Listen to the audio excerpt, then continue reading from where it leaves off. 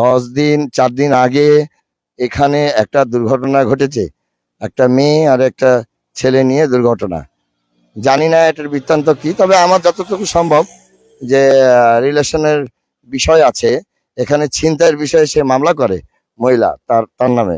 কিন্তু আসলে বিষয়টা হচ্ছে যে যদি প্রকৃতই প্রকৃতই যদি ছিনতাই করতো, তো শুধু মারামারি হতো, আর এই মোবাইল থেকে শুরু করে টাকা পয়সা থেকে শুরু করে মেয়েটার অনেক কিছুই নিয়ে যেত। যেহেতু এই জিনিসগুলো নেয়নি, তাতে প্রমাণ পাওয়া যায় যে এখানে কিছু তথ্য আছে, ভিতরে তথ্য আছে যা আমাদের কাছে এখনো স্পষ্ট না।